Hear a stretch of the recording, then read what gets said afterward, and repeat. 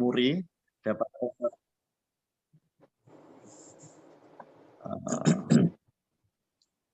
Ya. dapat dari halo ya. Halo, Ya, terus Pak. tahun 2004 pun kami dapat anugerah dari Presiden tentang teknologi ini dari Bu Mega, tahun 2009 dari SBY sebagai penerima anugerah intelektual luar biasa juga. Kemudian baru-baru ini, jadi hampir setiap 5 tahun saya mendapatkan anugerah kalau dihitung. Termasuk kemarin tahun 2022 dari Masyarakat Pertanian Organik Indonesia dan dari ISMI Award itu, dari Maporina Award di bidang inovasi juga dari ISMI. Nah, keistimewaan ini kalau untuk daerah-daerah seperti di Batam itu saya belum langsung ke Batam memang, tetapi kalau daerah di Belitung, ya Belitung Timur, di Tanjung Pandan itu kita sudah melakukan kegiatan seperti reklamasi tapi produktif. Kita tanami stoven itu yang bekas tambang boksit atau tambang apa itu ya boksit lah itu di stoven di sana boksit, di Belitung boksit. Ya boksit ya zaman Belanda itu kita hijaukan jadi sekarang jadi mungkin jadi tempat wisata lah di situ. Ada beberapa tempatnya juga di tempatnya Mas Reng itu yang di Tanjung Pandan itu. Mas Reng itu Trenggono itu Happy Trenggono yang Menteri Kelautan sekarang itu. Nah itu kita bersama juga masyarakat petani di daerah sana itu menanam juga lada justru, ya tanah-tanah yang seperti itu kami tanami lada. Ada sedikit percobaan kita menanam padi juga bagus, cuman tidak berlanjut karena itu ya menyangkut dengan kalau terkait dengan pemerintah ya. Kalau pemerintahnya sudah nggak ada program ke sana ya udah nggak dilanjut lagi itu. Nah itu. Tapi yang bersama-sama swasta itu jalan seperti dengan Inla itu yang jadi tempat wisata sekarang itu yang di Belitung itu Inla itu kayak daerah hutan yang dikembangkan oleh para vegan menanam tanaman-tanaman vegetarian di vegan sana itu ketua vegannya Buddha vegannya itu Bu Fatimah. Di situ awalnya membuka kami dan sekarang mungkin sudah banyak tanaman durian dan sebagainya. Itu daerah-daerah durian, ada cabai, ada macam-macam. Dan jadi tempat destinasi wisata di Inla, di Belitung sana. Nah, untuk Batam memang daerah strategis. Dari dulu banyak yang mau mengajak ke sana bahkan sampai ke Pulau Bulan, tapi sampai hari ini belum juga terrealisir. Karena apa? Mungkin kesibukan kami dan waktu yang saling tidak cocok gitu. Tidak jodoh. Nah, karena Batam itu sebetulnya adalah daerah yang strategis kalau kita mau memproduksi sesuatu yang eksotis untuk diekspor karena akan cost transportasinya itu lebih murah dan lebih cepat gitu untuk ke luar negeri seperti ke Singapura itu. Nah, Bang Joni kemarin kita bincang-bincang menawarkan untuk bahwa di Batam itu ada yang mau membangun pertanian organik yang berbasis organik. Nah, bagus sekali kalau kita mau menanam organik di sana. Memang tanah-tanah yang ekstrim itu butuh kita juga bekerja lebih ekstra juga kalau untuk sukses dan masif gitu ya. Tapi saya yakin dengan mikroba Google ini tidak perlu waktu begitu lama untuk membuat tanah itu menjadi bagus untuk dan produktif menghasilkan yang kita inginkan untuk organik. Karena pengalaman kami juga menanam hal-hal yang seperti itu di tanah ekstrim seperti di Timur Tengah yang tanahnya salin berkadar garam tinggi seperti di Bahrain maupun di Saudi yang kalau ada itu dekat dengan Aramco itu di Al-Khobar itu kita tanami juga. Itu juga cukup spektakuler, bagus. Bahkan teman kami yang masih jalan di daerah UAE di Abu Dhabi juga menggunakan selalu minta pengirim. Dia ambil sendiri dan dia punya ekspedisi pengiriman. Jadi saya tinggal kirim di Jakarta posnya di mana, dia kirim dia bawa ke Abu Dhabi. Itu mikroba ini. Dan itu menjadi karena di sana difasilitasi oleh pemerintah. dibantu tanahnya, siapa yang bertani itu dapat bantuan semacam kredit dan diganti tanah gratis itu di Abu Dhabi itu. Nah, kita punya Batam, mesti saya juga sangat appreciate dan berambisi kalau kita bisa menghijaukan secara organik Batam itu menjadi ikon pertanian kita yang di muka depan ya. Artinya berbasis pada teknologi. Kalau hanya nanam kedelai, insya Allah tidak ada kesulitan. Nanam kedelai, jagung, padi itu. Ya. Mungkin kalau ini bisa saya share ya Pak? Coba saya share. Saya bisa nge-share ini nggak? Bahan. Oh, caranya harusnya bisa ya. Hostnya yang itu. Ya. Nah, soal hitung-hitungan pun kita sudah ada karena bicara pertanian ini saya bergelut dari tahun 2000 sampai hari ini masih konsisten, tidak pindah-pindah ke bidang yang lain. Ya. Untuk sifatnya adalah private atau pribadi ataupun estate juga ada hitungannya semua, mau menggunakan mekanisasi atau menggunakan manual. Nah, khusus untuk kasus-kasus untuk daerah-daerah yang luar Jawa, memang saya sarankan mekanisasi. Dan sekarang pun untuk food estate yang di luar Jawa yang banyak gagal sampai hari ini, ya belum ada menunjukkan tanda-tanda yang proven. Itu sebetulnya pekerjaan lama kami, pengalaman kami di transmigrasi membuka lahan ya. Tidak seperti itu modelnya. Nah, oleh karena itu saya sekarang pun lagi membuat pencetakan lahan di model-model pencetakan lahan berarea 100 hektaran, 500 hektar itu, dan mekanisasi dan penanaman menggunakan mesin untuk padi. Ini yang kami lakukan di test case-nya ini di Teluk Naga bersama Panglima. Nanti mudah-mudahan pengusahanya akan mengembangkan food estate yang puluhan ribu hektar di luar Jawa yang menggunakan politil itu. Biar dihitung, ketemu benar tentang cara penggunaan mesin bagaimana, berapa biayanya per hektarnya, berapa sesungguhnya biaya sesungguhnya, apa aja tahapan pekerjaannya. Nah itu dan latihan mereka kepada saya di Teluk Naga. Nah, jadi pertanian itu tidak langsung sekali hajar jadi, karena pertanian itu menangkut pada aspek satu adalah masalah kondisi fisik lahan dan biologi serta kimia lahan itu. Jadi klimat fisik itu menyangkut iklim tanah, kondisi tanah, dan biologi tanah serta kimia tanahnya. Nah itu juga kita harus memahami. Jadi mana-mana titik-titik yang belum cocok untuk satu komoditas itu harus kita adjust atau kita adaptasikan dengan teknologi yang kita akan inginkan, yang kita akan komoditi yang kita garap. Yang kedua itu soal ini manusianya atau manpower-nya.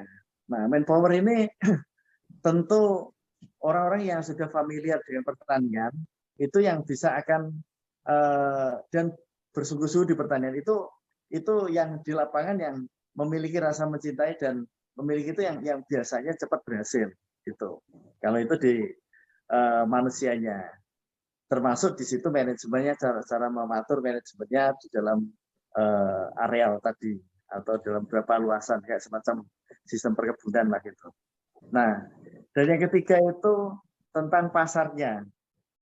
Jadi kalau lahan dan manusia itu bisa memproduksi dengan bagus, maka pasarnya harus sudah dibidik. Nah, kalau kita kira bidik yang pasar organik itu sudah sangat cocok. Kalau rekomendasi saya itu menanam tanaman yang berbasis healthy food. Itu yang memiliki nilai organik healthy food. Seperti misalkan beras merah atau beras organik yang lain yang khusus, beras Jepang merah yang punya harga bagus. Kalau misalkan kedelai yang non GMO dan kedelai organik. Nah, syukur kalau kedelai itu dibuatkan satu closed loop bahwa Kalau kita menanam kedelai hanya jual kedelai kan nggak seru. Setidaknya akan menjadi punya nilai tambah jika dijadikan susu kedelai ataupun tempe atau produk olahan yang sudah jadi. Nah, itu yang berasal dari kedelai yang kita punya yang non GMO, produksi tinggi, nilai gizinya bagus dan diproses secara organik.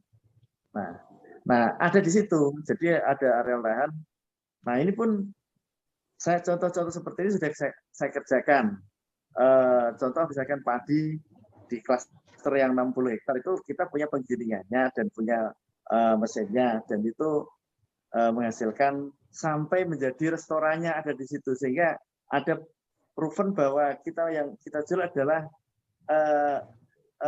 added value, punya value, added value, dan punya membangun image untuk the future product, the future commodity itu. Nah, itu akan bagus. Hanya itu yang saya sarankan. Kalau mau lihat apa itu tentang, karena ini nggak bisa saya share gambar atau share bahan-bahan untuk ini, maka saya bisa dicari di YouTube saya, nama Ali Zumazhar, linknya itu Ali Zumazhar, YouTube-nya itu. Nah, nanti mungkin di situ akan bercampur baur dengan banyak orang yang mengetek saya. Tapi cari yang uploadan yang saya yang sendiri, yang asli. Baik itu kedelai, jagung, padi, hortikultura seperti stroberi, kentang, dan sebagainya. Itu contoh-contoh nyata yang kita kerjakan di lapangan, dan gambar tanamannya seperti itu, hasilnya yang bisa dinikmati atau dirasakan masyarakat petani. Nah, mungkin itu karena keahlian saya adalah di bidang mikrobiologi tanah serta genetik tanaman. Saya background-nya adalah bioteknologi, engineering. Jadi biasa melakukan cloning mikroba maupun genetik tanaman.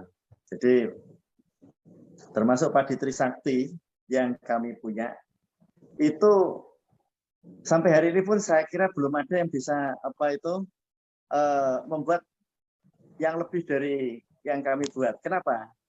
Karena dalam penelitian padi atau pemulihan padi, kalau nggak punya ketetua yang hebat, pasti turunannya ya setinggi-tingginya semaksimal yang hebatnya tetuanya. Gitu. Nah, kalau padi Trisakti ini tetuanya dulu adalah saya mengetrek genetiknya punyanya Profesor John Longping. Profesor John Longping itu bapak padi hibrida dunia yang mendapatkan Nobel. Nah, itu yang kita dapatkan. Hubungan saya adalah mencari genetik yang terbaik, kemudian yang saya bawakan ke Indonesia untuk menjadi sesuatu yang produktif itu. Kedelai pun demikian. Dulu saya berburu untuk bibit kedelai yang bagus. Saya bagaimana mengawinkan, mengadaptasikan dan memindahkan genetik dari soybean seed center di Canadian soybean seed center dari Kanada, ada beberapa varian. Kemudian dari Mansuria, kemudian juga dari Cina dan dari Argentina, bibitnya dari pusat. Nah, itu cuman sayangnya di kedelai ini penghargaan pemerintah itu tidak berpihak pada petani kedelai. Kalaupun kita punya produksi banyak pun, siapa yang membeli nggak dijamin gitu. Malah yang dijamin itu kalau ada kedelai impor pasti laku. Kalau kedelai lokal menjadi kedelai yang kita tanam sendiri itu harus diposisikan menjadi kedelai pelengkap kedelai impor. Nah, karena kebijakan yang tidak berpihak selama ini pada produksi. Karena justru dengan kedelai Amerika yang saya pelajari dan saya pernah banyak dapat informasi dari pelakunya di Canadian Soybean Seed Center, itu tahun udah lama, itu tahun 2004-2005 itu dulu, 2004-an itu, mereka menanam kedelai itu full GMO, full pesticide, full herbicide.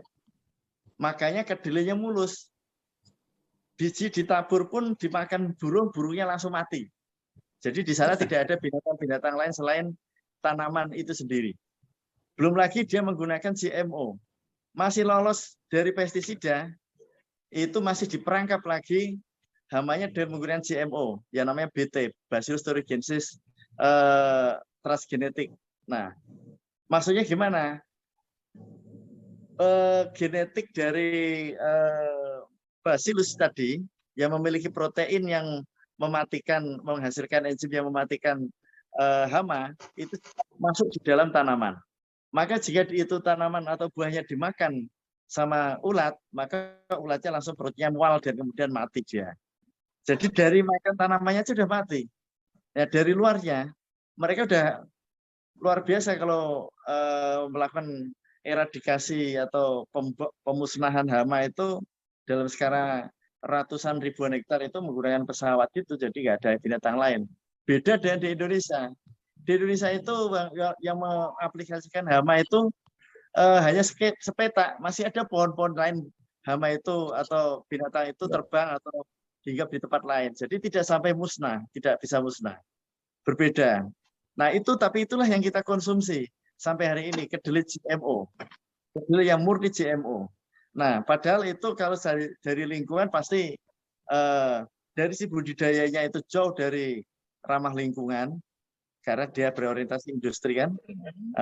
Juga dari sisi kesehatan juga dia mengandung GMO bagi ini. Cuman itu ya saya orang genetik. Jadi tahu masalah GMO yang bagaimana yang membahayakan dan mana yang tidak. Tidak semua GMO itu juga berbahaya bagi kesehatan. Itu. Nah, belum lagi dia menggunakan GMO RR, Roundup Ready. Jadi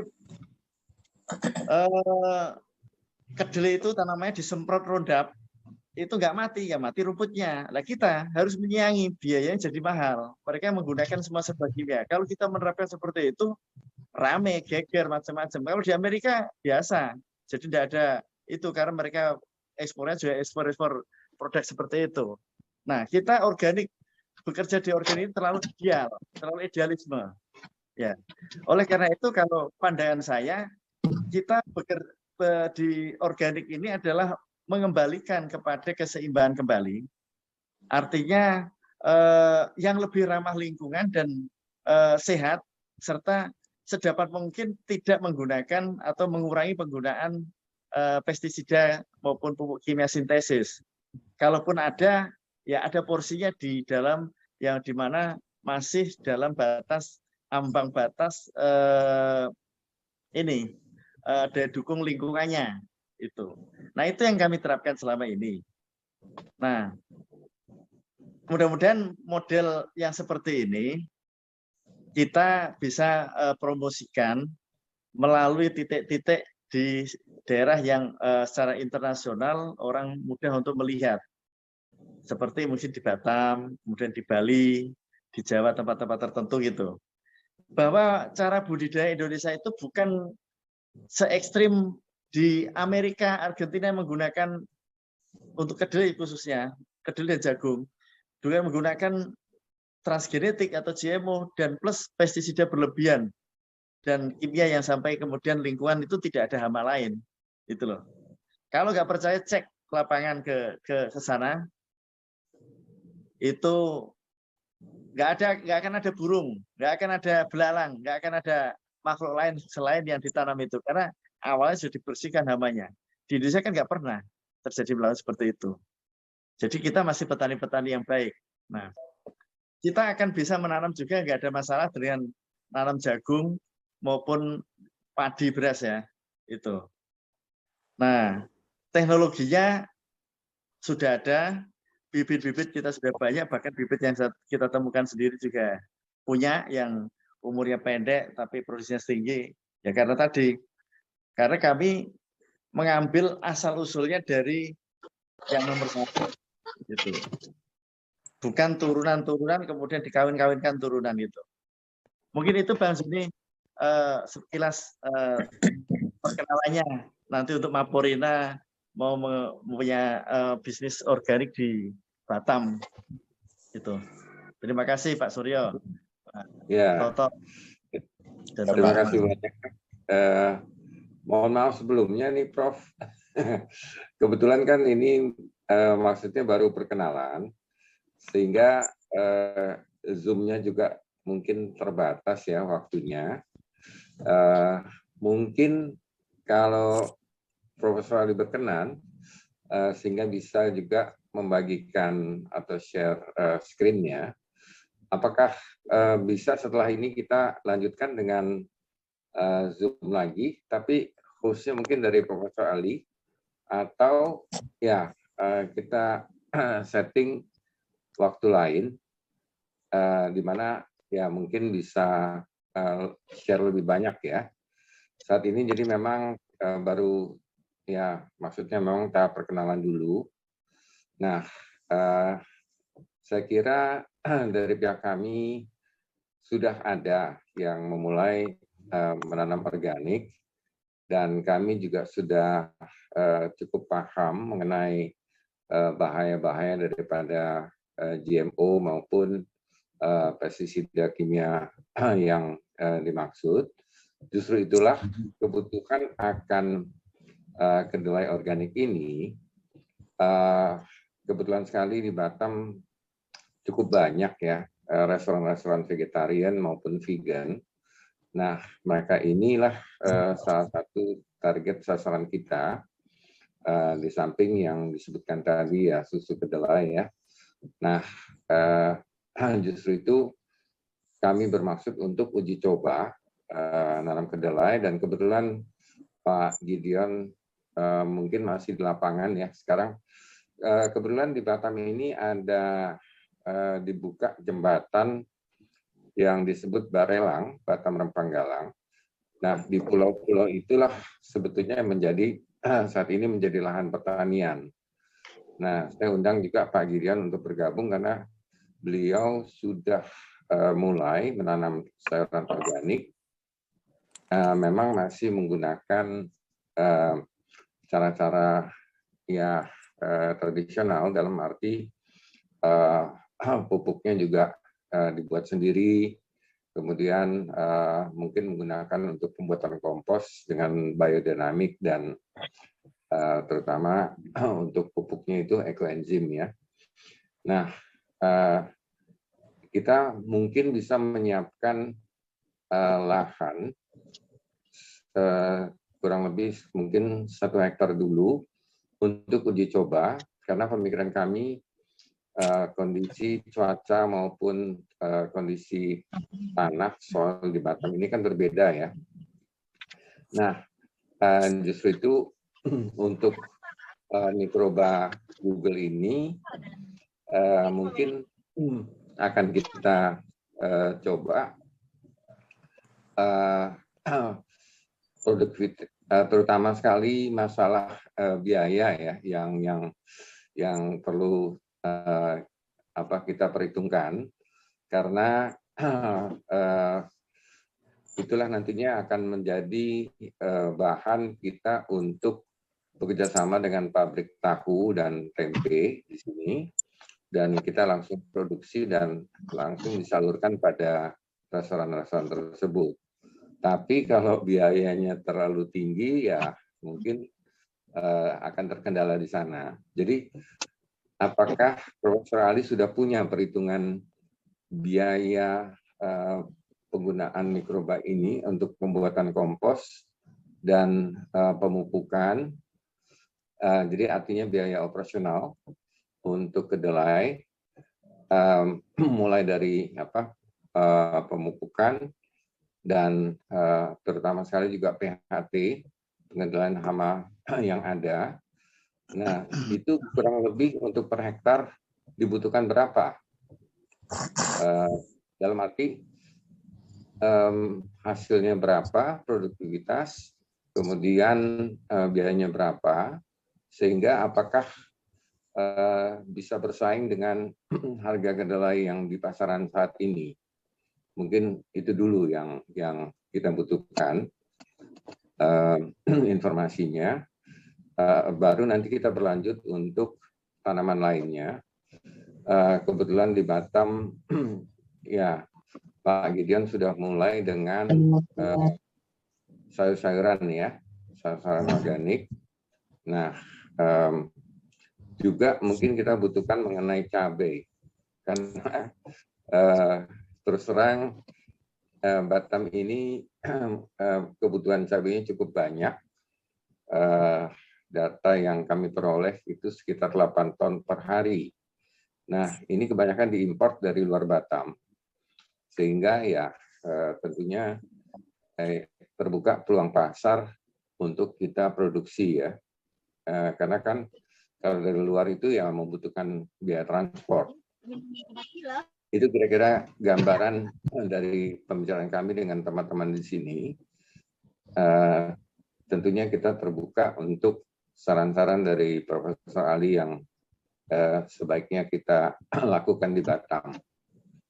Demikian kira-kira. Ya. Prof. Ali. Oke. Baik Pak Suryo. Untuk yang hitung-hitung seperti itu, karena itu udah dari dulu kita kerja di seperti itu pastilah sudah ada itu, udah di luar kepala itu kalau hitungan angkanya tinggal diimplementasikan. Nah, paling tidak itu ya, emang apakah di Batam belum pernah ada yang nanam kedelai, Pak?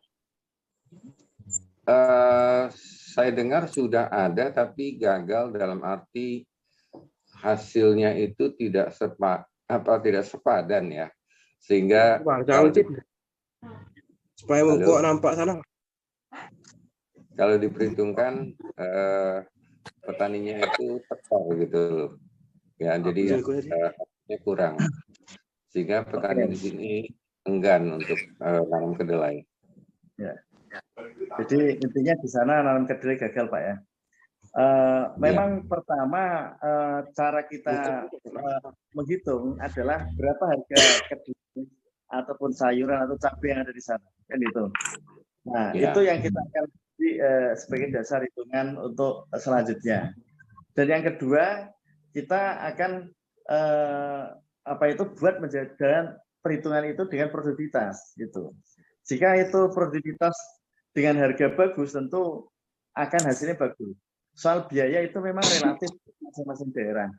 Karena per daerah itu tenaga kerja juga berbeda harganya, kemudian inputnya juga berbeda.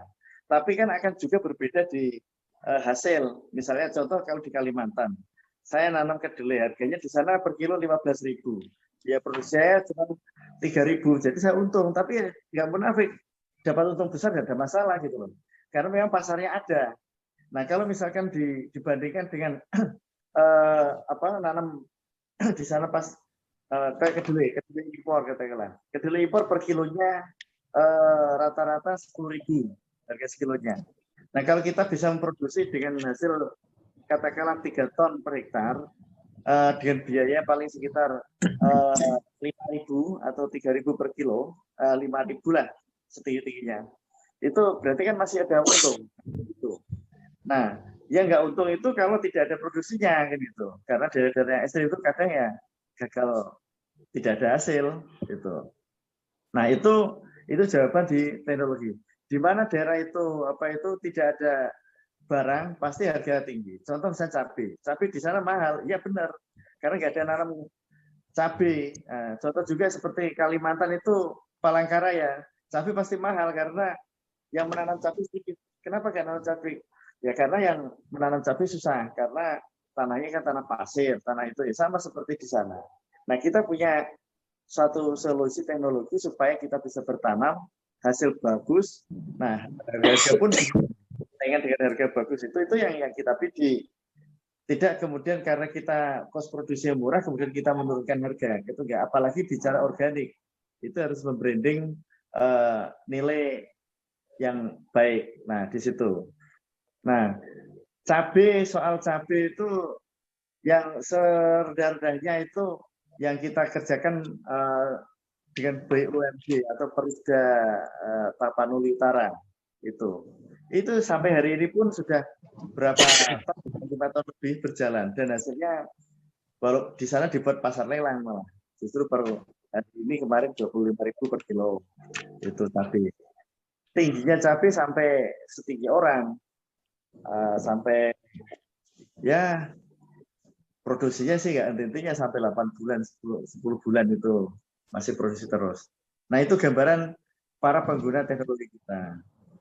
Nah bagaimana biayanya itu semua ada hitungannya Pak. Nanti mungkin kalau waktunya kita kirimlah sama Pak Jody. Kalau Baik. waktunya cukup kita bisa share, kalau nggak bisa ya kita kirim dokumen. Tergantung Baik. dari keyakinan dan kepercayaan Bapak untuk terjun di bidang ini. Kalau di pertanian kita juga separuh-separuh, nggak jadi. Pengalaman saya mendampingi orang lain seperti itu. Karena ada faktor lain di luar teknologi yang kadang juga terjadi secara mendadak. Seperti cuaca dan iklim hujan kan gitu kan. Juga kondisi alam yang atau lahan yang kita dapatkan. Kalau yang bersyukur dapat lahan bagus ya kita usahanya tidak terlalu capek. Kalau lahannya ya dapatnya yang jelek, yang banyak masalah ya tentu biaya awal untuk kita untuk melakukan penyesuaian lahan dengan itu lebih tinggi itu Pak. Itu Pak. Ya. Baik. Mohon maaf kalau tiba-tiba putus ya. Karena waktunya ini hanya mungkin sekitar 45 menit. Tadi kita mulai jam 4.15. Jadi batas waktu jam 5. Apakah mau dilanjutkan dengan satu sesi lagi atau bagaimana, Prof? Tergantung audiens yang lain Pak. Mungkin yang lain mungkin Pak ada perkenalan ini Pak Ketum dari Maporina, Pak Subandrio, ya tolong memberikan kata 1-2 kata gitu Pak untuk memperkenalkan Maporina.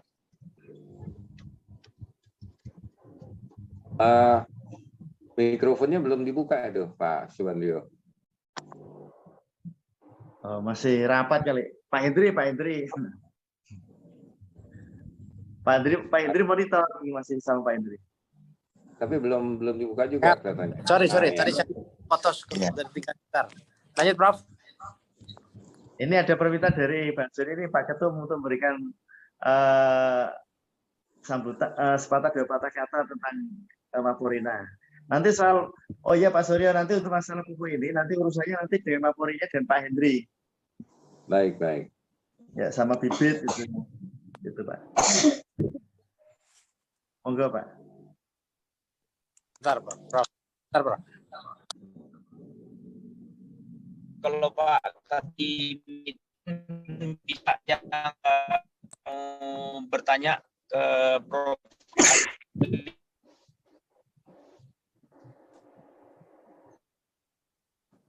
Halo. Ini ada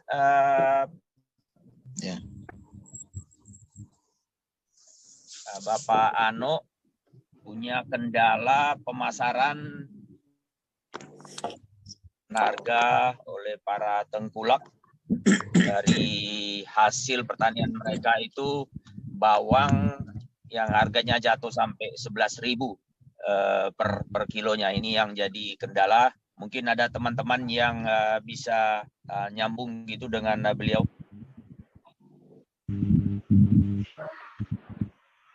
Daerah mana Pak? Jawab daerah mana? Garut. Daerah mana? Daerah Garut. Garut. Indonesia. Itu Pura punya itu. Kalau langsung sih ya memang di mana-mana Pak Bapak. Biasanya disimpan di CAS. Itu Pura Group itu punya alatnya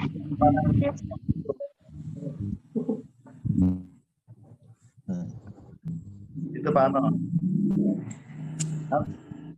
Sama Pura. Putus ya? Pura Barutama, grup Pura yang. Tapi Gimana Pak?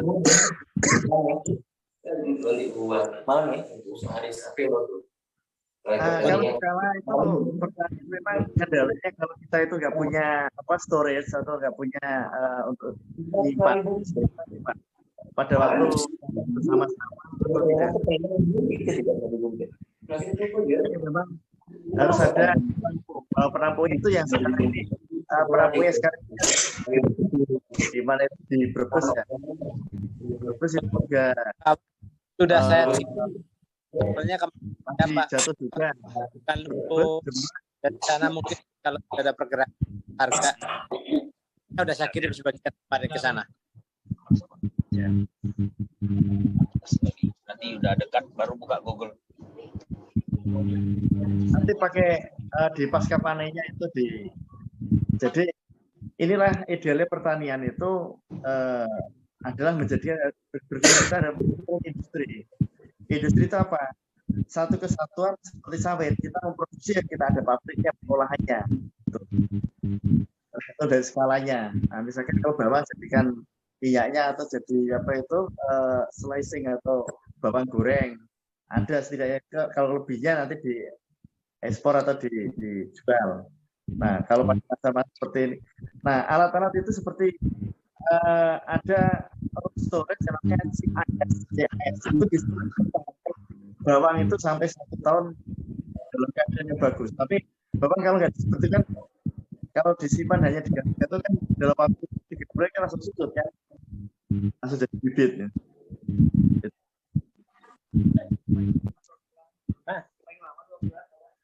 Iya, paling lama berarti sama. Ya.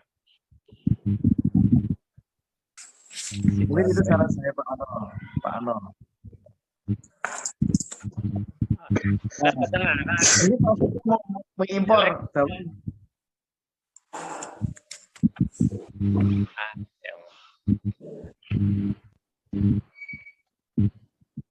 Maaf.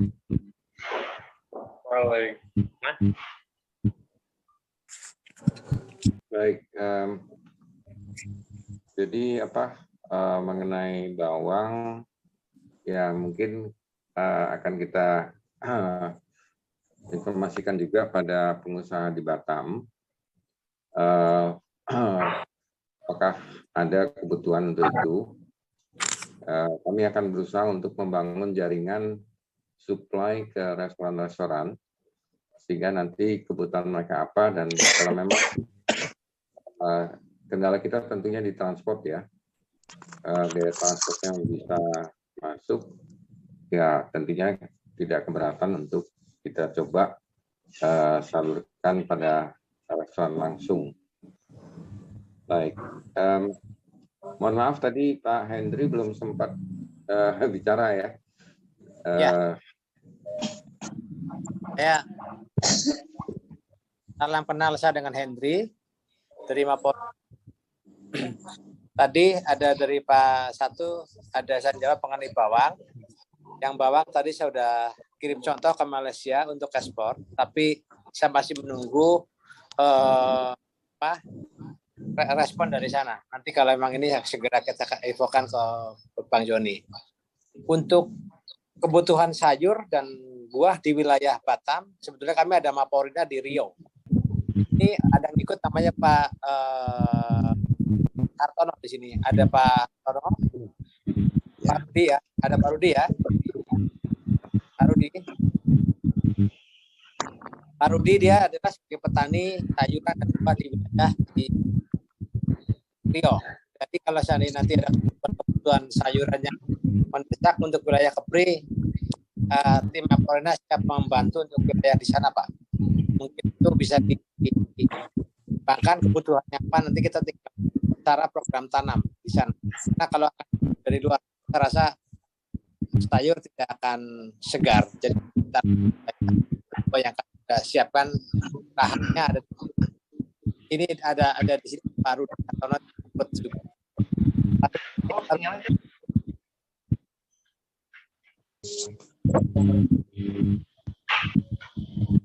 Oke.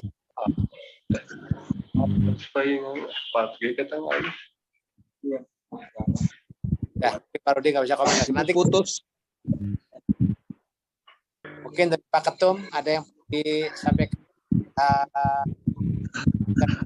dengan Pak Ali Zum sudah sampaikan banyak. Yang juga cukup baik dan responnya. Pak. Ya. Pak Rudi? Signalnya kurang baik kelihatannya. Sinyalnya kurang bagus. Pak Rudi sinyal di Riau. Mungkin kami saya kembalikan kepada Pak Ketum ya. Pak. Terima kasih Pak Hendrianto atas waktu yang diberikan kepada saya. Assalamualaikum warahmatullahi wabarakatuh.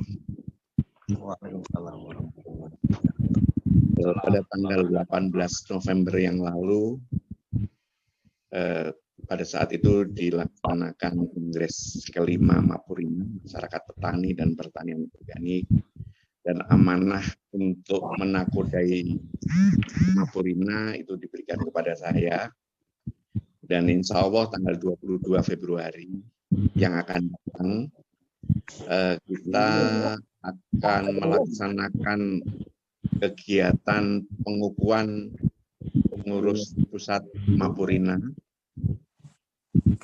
ditambah dengan pelantikan beberapa pengurus Mapurina wilayah, dan juga ada kegiatan lain yaitu International Conference yang narasumbernya tidak hanya dari Indonesia tapi juga banyak diantaranya dari negara lain, agar Mapurina tidak hanya dikenal di Indonesia tetapi Mapurina bisa dikenal di negara-negara lain. Itu yang pertama. Yang kedua, tentu aja saya ingin menyapa teman-teman di Batam. Cuma saya nggak bisa menyapa satu persatu. Yang saya tahu ada Pak Ano, Pak Bawat Surya, Pak Rudi Hartono, Pak Tato, dan lain-lain. Jadi mohon maaf saya nggak bisa menyapa satu persatu. Dan alhamdulillah kegiatan seperti ini adalah suatu kegiatan yang sangat bermanfaat karena kita bisa saling berinteraksi antara warga Mapurina di satu tempat dengan di tempat yang lain, sehingga diharapkan nantinya bisa bersinergi satu sama lain. Bapak-bapak yang saya hormati, salah satu keinginan Mapurina ke depan adalah kita akan menerapkan platform digital dalam organisasi kemasyarakatan ini. Harapannya tentu aja kita bisa menghubungkan antara produsen dan konsumen secara digital, sehingga nantinya kesulitan-kesulitan yang terjadi karena banyaknya overproduksi di satu tempat, tapi karena kita mengkomunikasikan dengan konsumen di tempat-tempat lain, apalagi dengan juga teman-teman yang mendedikasikan dirinya untuk mengisi ceruk pacar di tingkat global, kita berharap agar nantinya itu kesulitan-kesulitan yang terjadi karena panen yang melimpah dan ketiadaan yang mengkonsumsi atau pedagang yang hadir atau tengkulak yang hadir bisa kita atasi. Nah, tentu aja ini semuanya bisa berjalan lalu didukung oleh semua pihak. Jadi baik itu pengurus Mapurina di tingkat wilayah, pengurus Mapurina tingkat daerah, maupun teman-teman praktisi petani-petani yang memproduksi bahan makanan dan perkebunan di seluruh Indonesia. Jadi itu kira-kira, sekali lagi saya ucapkan selamat kepada teman-teman semua yang pada sore hari ini telah bersilaturahmi dan berusaha untuk bersinergi bersama lain, terutama dalam hal kalau sore ini adalah kaitannya dengan penanaman kedelai, dan dalam jangka panjang tentunya tidak hanya untuk konsumsi di Batam sendiri ataupun di Tasik ataupun kepulauan Rio yang lain, tapi bisa juga kerjasama ini nanti akan bisa menghasilkan satu kesepakatan bareng untuk mengisi ceruk pasar. Paling tidak kalau Batam itu negara sebelah itu Singapura, Malaysia.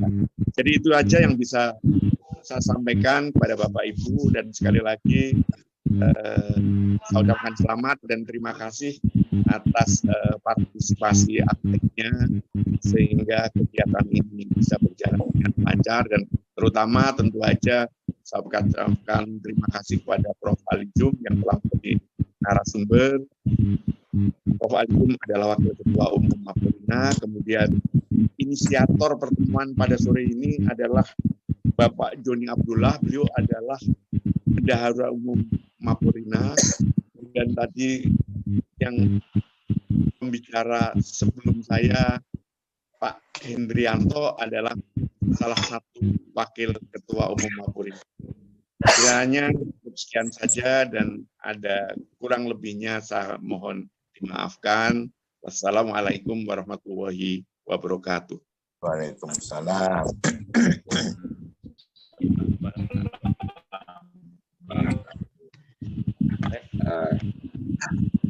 Ini contoh Teman-teman kedua lagi yang kita ada punya. ada yang lain ingin menanyakan, silakan.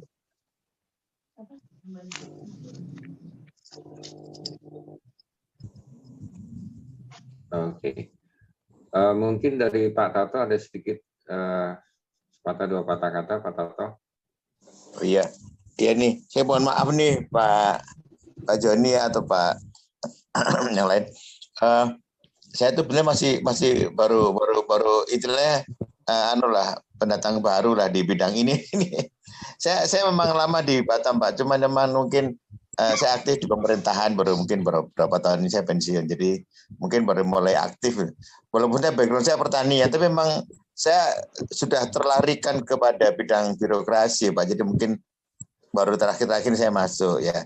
Enggak apa-apa, nanti kita untuk detail, kita ada lahan, bukan lahan Pak. Saya dapat amanah dari Bupati di Karimun, itu ada lahan sawah petak gitu Pak, 300 hektar yang mungkin perlu tantangan kita, karena kita sudah kadung menyumbang alat giling padi dan sarana produksi Pak. Jadi itu lengkap, giling padi lengkap, traktor lengkap, terus sarana untuk petani lengkap.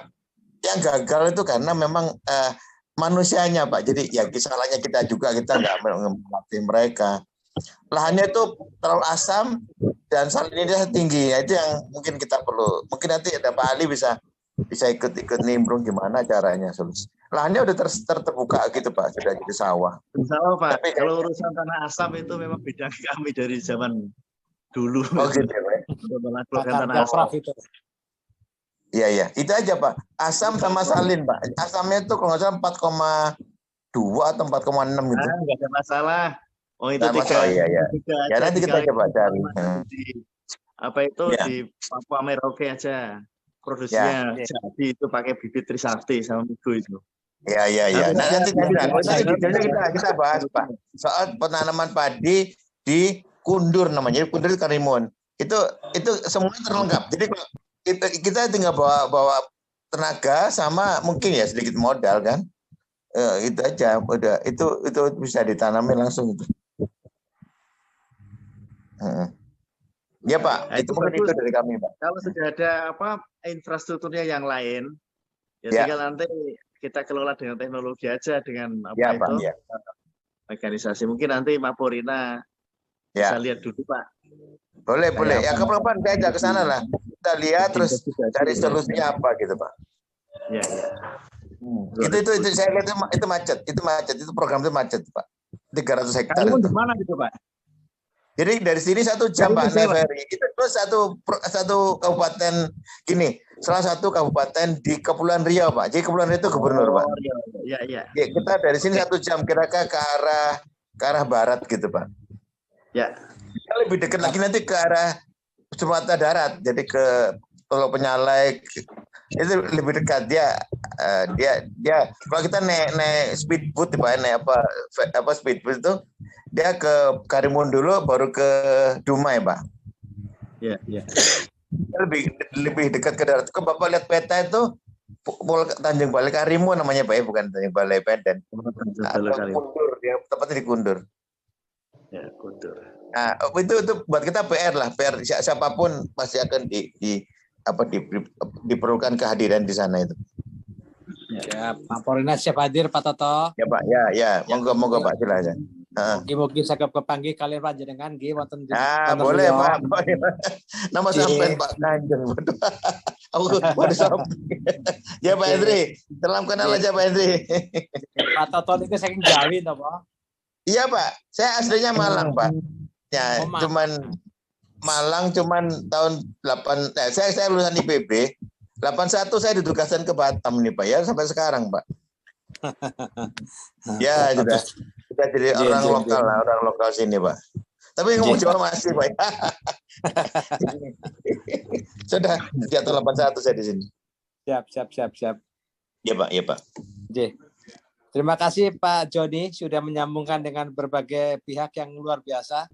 Pak Alisum juga sudah membawa perintah cukup baik, sebetulnya tinggal melaksanakan di lapangan seperti apa konsepnya, nanti tinggal dilanjut dalam komunikasi lagi. Siap. Terima kasih, sama-sama Pak. Kita perkenalan seperti tadi bilang, perkenalan dulu, nanti kelebihannya tinggal dikomunikasikan lagi untuk Pak Joni dengan beliau-beliau semua. Ya, siap.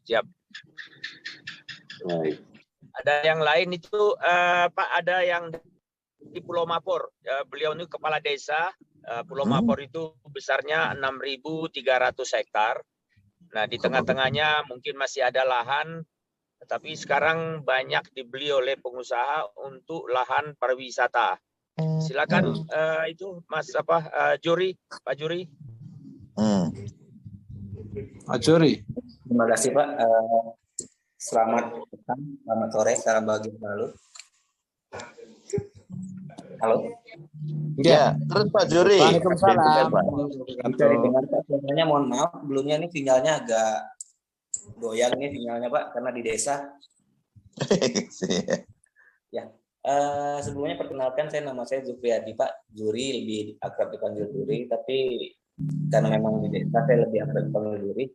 Saya cukup tertarik Pak dengan program Mapor ini tadi, apa yang disampaikan sama Pak Joni sebelumnya sudah disosialisasikan kembali kepada kerja.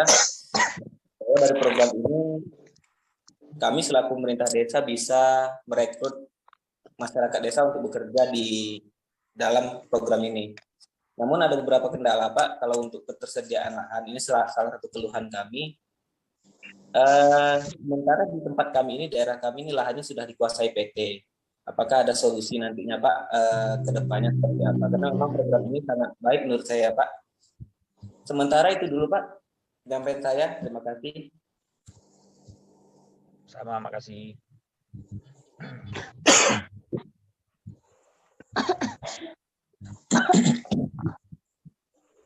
Masih ada teman-teman yang lain? Sementara mungkin cukup. Jadi memang sesi ini sebetulnya untuk perkenalan dulu.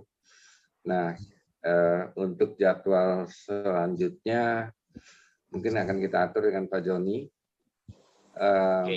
Kita akan bahas mungkin lebih mendetail mengenai rencana ya satu persatu mungkin ya, karena kalau terlalu banyak nanti takutnya tidak efektif. Nah, dari pihak kami mungkin di Batam kami akan coba lanjutkan karena sudah tersedia lahan untuk coba. Nah, kita akan bahas mengenai bibit maupun SOP untuk penanaman dan juga ya terutama sekali perhitungan biaya dan hasilnya ya, sehingga kita bisa menjalin kerjasama dengan pabrik maupun nanti untuk supply ke restorannya. Mungkin begitu dulu. Kira-kira dari Pak Ali, untuk waktunya minggu depan, kira-kira yang agak senggang hari apa Pak? Halo, Profesor Untuk Ali. apa Pak? Untuk Zoom? Ya, Zoom lagi. Ini hari saya sih kalau agak misalkan jam 4-an itu ya agak berat lah itu sampai jam 17 jam 19 ya, hari Selasa baik atau hari Rabu Pak. Oke. Jadi nanti kita akan koordinasi dengan Pak Joni. Mungkin juga ada teman-teman yang masih penuh kesibukan, seperti Pak Gideon ini masih di lapangan ya. Kalau kira-kira jam 7 malam, apakah lebih longgar? Oke, nggak ada masalah.